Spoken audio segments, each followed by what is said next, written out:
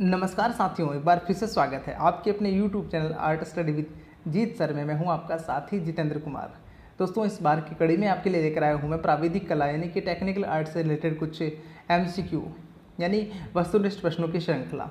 आशा करता हूं आपको ज़रूर पसंद आएगी। हालांकि इससे पहले भी हम कुछ प्रश्नों की श्रृंखलाएं अपलोड कर चुके हैं। जिन्होंने नहीं देखी है ज़रूर से देख लीजिए, नीचे डिस्क्रिप्शन बॉक्स में लिंक दिया गया है। इवन आप आई वाले बटन के ऊपर क्लिक करके भी वो लिंक प्राप्त कर सकते हैं। तो चलिए शुरू करते हैं आज के इस महत्वपूर्ण वीडियो को। प्रश्न है, अंग्रेजी के बड़े अक्षरों की ऊंचाई कितने खानों में होती है? आंसर इसका दे रखा है 7 खाने। अगला प्रश्न है, अंग्रेजी M और W की चौड़ाई कितने खानों में होती है? 3, 4, 5 या 6? आंसर इसका होगा 5 खानों में M और W जो है लिखे जाते हैं। अगला प्रश्न है, प्रत्येक 2 अक्षरों के बीच कितने खानों का रिक्त स्थान छोड़ते हैं? जब हम लोग टाइपिंग करते हैं, टाइपिंग जब हाथ से जब लिखते हैं मैन्युअली, तो वहाँ पे कितने अक्षरों का हमें स्पेस छोड़ना होता है? तो 2 लेटर्स के बीच में 2 अक्षरों का हमें स्पेस छोड़ना चाहिए। अगला प्रश्न है, प्रत्येक अक्षरों में वाक्य लिखते समय अक्षरों का झुकाव कितने अंश का होता है? यानी जो स्लैंग जो होते हैं, इटैलिक लेटर्स लिखते हैं, उनका झुकाव कितना होना चाहिए? तो 75 डिग्री। अगला प्रश्न है, वह कोण जिसका मान 180 अंश होता है उसे क्या कहते हैं? संपूरक, पूरक, कृतक या ऋजु? तिर्यक या ऋजु? तो ऋजु कोण हो गया है। दोस्तों नीचे दे रखा है कि ऋजु कोण क्या होता है। एक पूरी स्ट्रेट लाइन जिसके ऊपर 180 डिग्री का कोण बनता है ऊपर की तरफ, पूरा वह ऋजु कोण कहलाता है, यानी कि स्ट्रेट एंगल कहलाता है। अगला प्रश्न है, वह 2 कोण, जब 2 कोणों के मापों का योग 180 पाया जाए तो उस कोण को क्या कहते हैं? 2 कोण और उनका दोनों का योग कितना होना चाहिए? 180 डिग्री होना चाहिए, उसे कहते हैं संपूरक कोण। संपूरक कोण, जैसा कि आप इसमें देख पा रहे हैं कि इस रेखाखंड के ऊपर 2 कोण बने हैं, एक 50 डिग्री का, एक 130 डिग्री का है, तो दोनों का जो योग है वो 180 डिग्री हो गया। तो यह जो कोण है कहलाते हैं संपूरक कोण। अगला प्रश्न है, साधारण मापनी पर कितने प्रकार के माप दिखाए जा सकते हैं?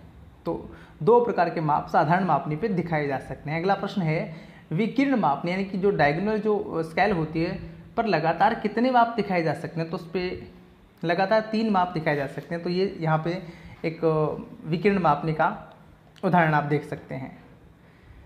अगला प्रश्न है, निरूपक भिन्न में अंश होता है, हर से क्या होता है? तो अंश और हर जो 2 होते हैं, तो निरूपक भिन्न जो होती है, भिन्न संख्या में अंश और हर में क्या होता है? तो यह जो है वो बड़ा होता है, छोटा होता है। हर क्या होता है? छोटा होता है।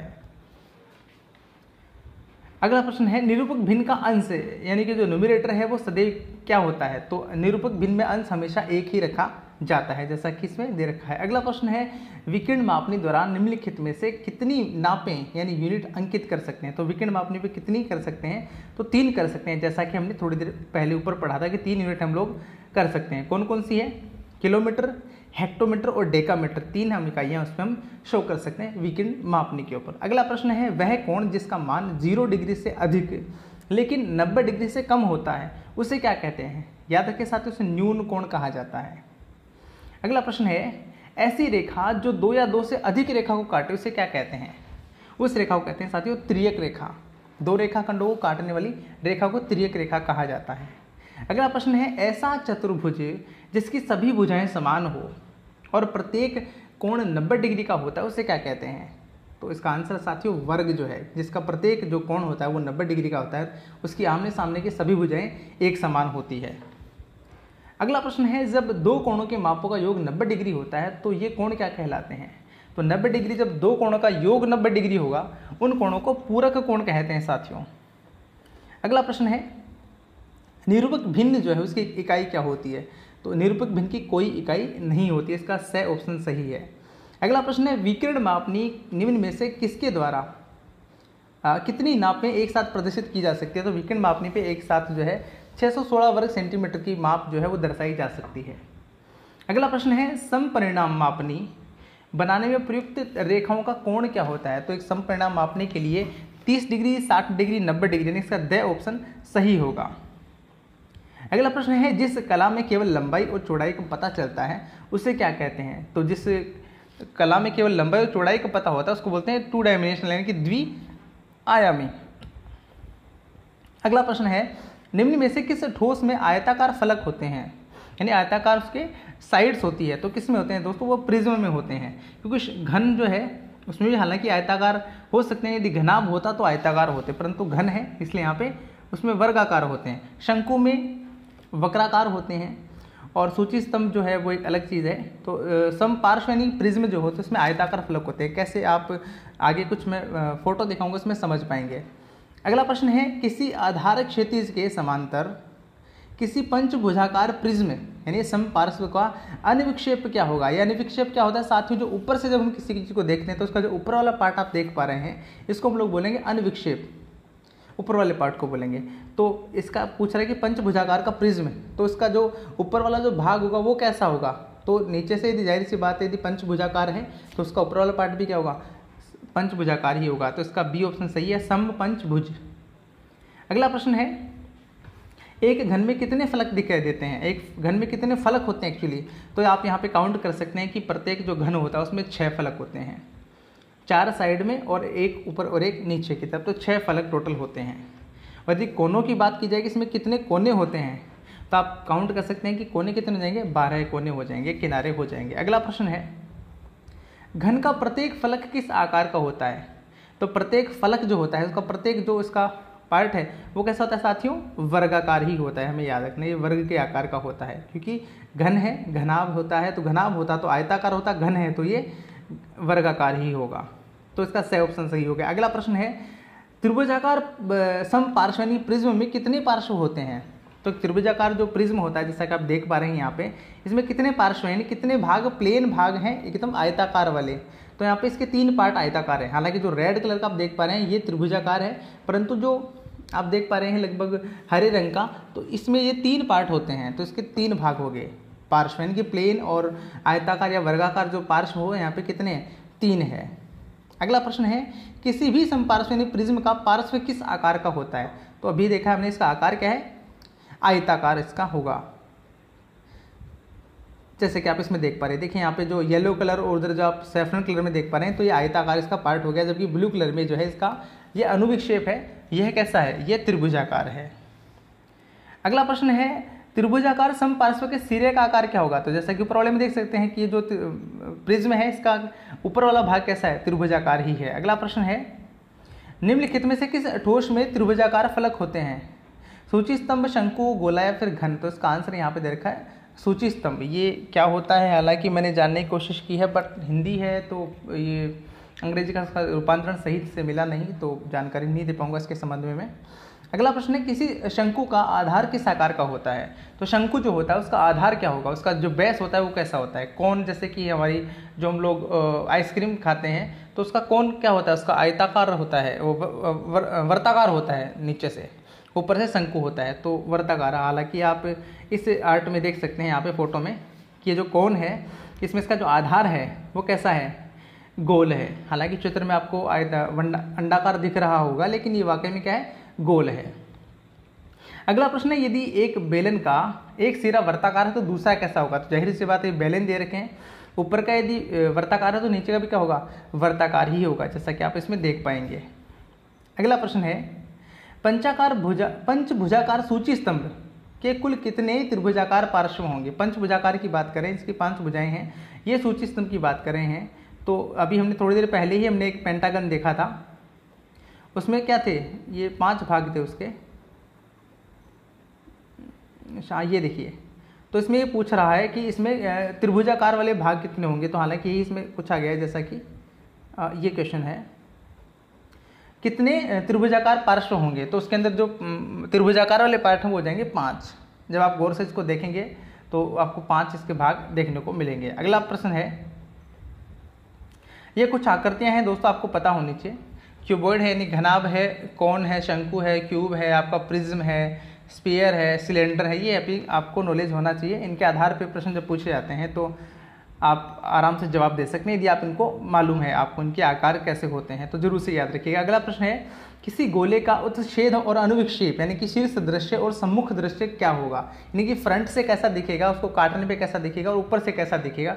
तो वृत्त जो है वो कैसे भी कंडीशन में हो हमेशा कैसा दिखेगा, वृत्त ही दिखेगा, यानी वृत्त ही बटा वृत्त इसका जवाब हो जाएगा। अगला प्रश्न है, क्षैतिज समतल पर अपने सिरे पे खड़े बेलन का उत्छेद यानी कि सम्मुख दृश्य कैसा होगा। एक बेलन है, यदि वो सामने खड़ा हुआ है तो उसका दृश्य कैसा होगा, आयताकार होगा। कैसे, जैसा कि आप इसमें देख पाएंगे, यहाँ पे ये बेलन है, इस बेलन को यदि हम ओपन करते हैं तो इसमें से हमें दो क्या मिलेंगे, दो वृत्त मिलेंगे और एक जो है हमें आयत मिलेगा। तो इस प्रकार से आयताकार इसका सही जवाब हो जाएगा।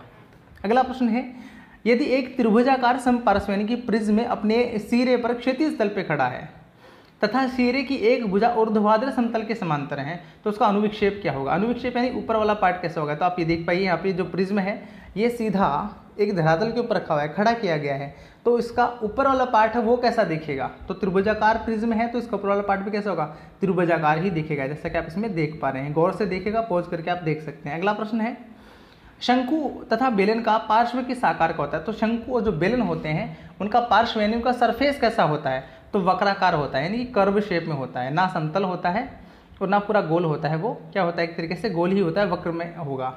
तो ये इस प्रकार से होता है।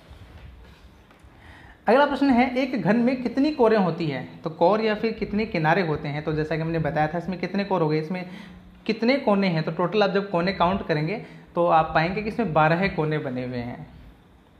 एक फलक पे 4 कोने हैं, इस प्रकार से दूसरे पे 4 हो जाएंगे और बाकी के क्या हो जाएंगे, इधर ऊपर नीचे की तरफ हो जाएंगे।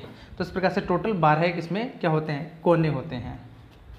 अगला प्रश्न है, निम्नलिखित में से किस ठोस में त्रिभुजाकार फलक होते हैं। तो किस ठोस में त्रिभुजाकार फलक होते हैं। तो घन, शंकु और प्रिज्म तीनों में त्रिभुजाकार नहीं होंगे। यदि प्रिज्म त्रिभुजाकार है तो होगा, लेकिन यहाँ पे जो पिरामिड है, जैसा कि दे रखा है ऑलरेडी, इसके फलक हैं, इसके जो पार्ट हैं, इसकी साइड कैसी होती है, वो त्रिभुजाकार ही होती है। ये आप पिरामिड देख सकते हैं कि इस पिरामिड के प्रत्येक भाग कैसे हैं, त्रिभुजाकार हैं, ट्रायंगुलर पिरामिड्स बने हुए हैं। अगला क्वेश्चन है, एक वर्गाकार प्रिज्म में कितने आयताकार फलक होते हैं। एक वर्गाकार की बात करें तो वर्गाकार जब प्रिज्म होगा तो उसमें आयताकार फलक कितने होंगे, तो 4 फलक होंगे। कैसे होंगे, आप इसमें देख पाइए। ये वर्गाकार प्रिज्म है, यानी एक तरीके से घना भी कह सकते हैं हम इसको, जिसमें आप देख पा रहे हैं इसके जो 4 साइड है वो आयताकार है। ऊपर वाला पार्ट और बिल्कुल जस्ट नीचे वाला पार्ट क्या होते हैं, वर्गाकार हैं। तो ग्रीन वाले आप शेप में देख पाएंगे कि यहाँ पे जो ऊपर और नीचे वाला पार्ट वर्गाकार होगा, लेकिन शेष जो 4 फलक वो क्या है, आयताकार है। और इसके बाजू में जो एक ड्राइंग है उसमें घन और घनाभ एक तरीके से आकृति आप देख पा रहे हैं। वास्तव में इनको हम प्रिज्म भी कह सकते हैं।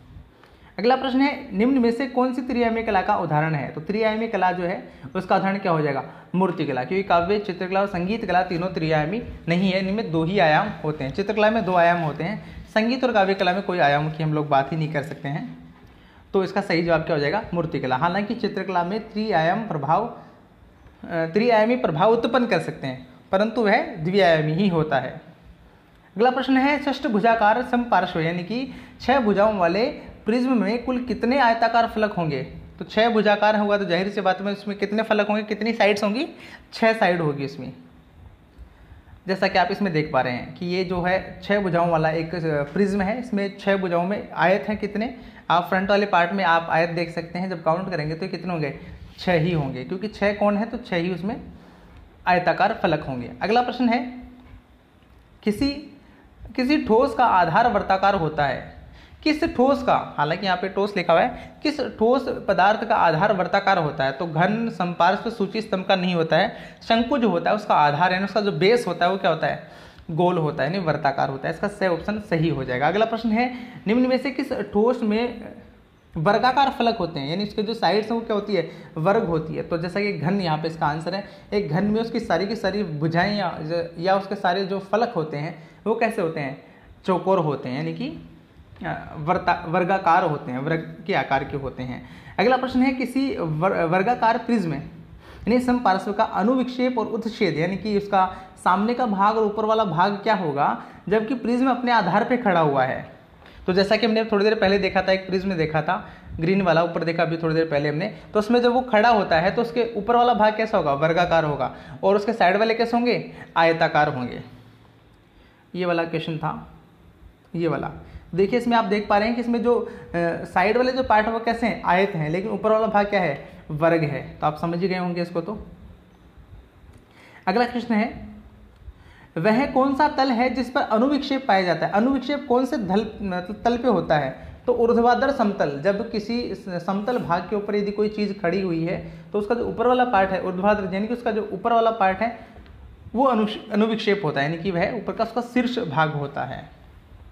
अगला क्वेश्चन है किसी वर्गाकार प्रिज्म का अनुविक्षेप शीर्ष दृश्य क्या होगा जबकि प्रिज्म आधार पे खड़ा है। तो वही वाला क्वेश्चन है जिससे भी थोड़ी देर पहले दिखाया था। उसका जो ऊपर वाला पार्ट है वो कैसा होगा, वर्ग होगा। आप क्वेश्चन की भाषा को समझने का प्रयास कीजिएगा, आप आराम से कर पाएंगे। अगला प्रश्न है किसी भी सममित दृश्य में एक साथ कितनी विमाएं मिलती हैं। दो साथियों, सबसे पहले आप समझिए कि सममित दृश्य क्या होते हैं, यानी कि कोई भी त्रिआयामी जो चीज होती है उसको द्विआयामी भाव या द्विआयामी तल पे दिखाना या द्विआयामी तरीके से दिखाना क्या होता है, सममितीय दृश्य होता है। जैसा कि आप इस दृश्य में देख पाएंगे कि यहाँ पे एक घन जो है, एक क्यूब जो वो दिखाया गया है, लेकिन ये 3D है, लेकिन वास्तव में इसको 2D के तरीके से दिखाया गया है। तो ये क्या होता है, सममितीय दृश्य होता है, जिसको आइसोमेट्रिक प्रोजेक्शन बोलेंगे। तो अपना जो क्वेश्चन है वो है कि इसकी कितनी विमाएं होती है। तो उसकी 3 विमाएं होती हैं, यानी कि 3 फलक होते हैं। विमाएं से तात्पर्य 3 उसके फलक होंगे। कितना पार्ट दिखेगा, घन है हमारे सामने बना हुआ है तो उसके 3 भाग ही नजर आएंगे ना, हमें ABC करके सिर्फ 3 भाग दिखेंगे। अगला प्रश्न है कि सममितीय विक्षेप यानी चित्रण में किस कोण का प्रयोग करते हैं। तो 30 डिग्री का करते हैं। कैसे प्रयोग करते हैं आप इसमें देखिए।